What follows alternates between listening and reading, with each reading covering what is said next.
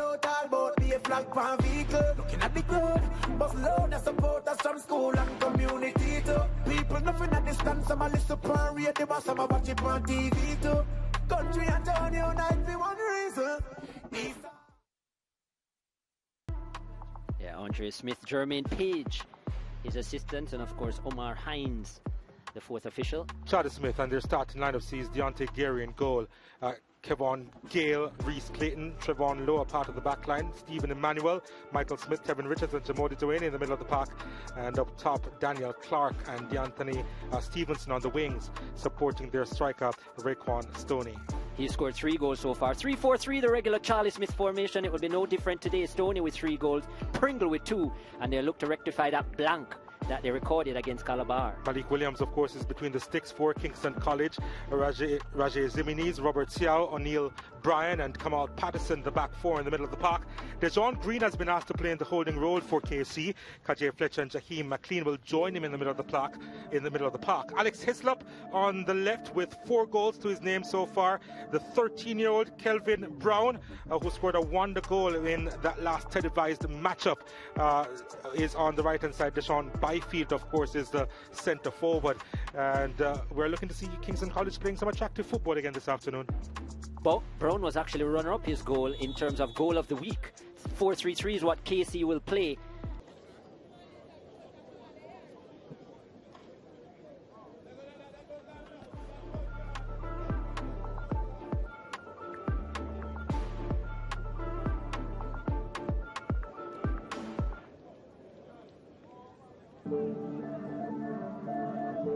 Driving forward into the air was KC, and Kevin Brown, instinctive kind of finish, back heel, ball was behind him, brilliant attempt, well blocked by Charlie Smith.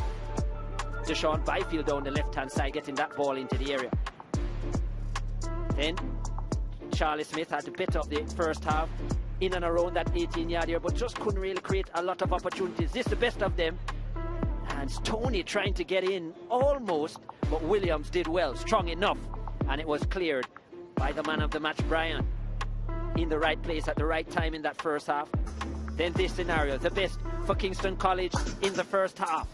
Miss kick, falling to Brown, should have done better, Brown, but Gary off the line in time. Now to the second half, Kingston College into the area, chance for Brown, can't find the back of the net, went near post, probably should have gone to the far post where there was more space for him, and luckily Charlie Smith got away. Then Charlie Smith there, best attempt, this after the resumption, and hit it straight to the goalkeeper. Disappointing from a Charlie Smith perspective, Gale. Then KC coming into the air, just look at that. Wow, a real blooper for Deontay Gary. Very unfortunate for the Charlie Smith goalkeeper, slippery fingers, but Byfield was there, stayed alert Byfield, and had the important touch to put it into the back of the net. KC 1-0 to the good. They had another really good opportunity. It fell to Byfield yet again. Similar questions of him, but this time couldn't keep it between the frame, and a missed opportunity wide of the mark. Deshaun Byfield, that would have sealed it. In the end, KC didn't need it. Then nice 1-2 play down the left hand side of their attack into the area, and look at this save coming from Gary. Lovely, two-handed, better than his previous attempt, and forcing it out for a corner. The strike coming in from Kajay Fletcher, and yeah, still feeling it was Gary, upset about his mistake. KC getting in, and another chance, yeah, wow. And Charlie Smith not adapting to the conditions very well, the wet surfaces after the resumption, and lots of opportunities. 1-0 KC, big result.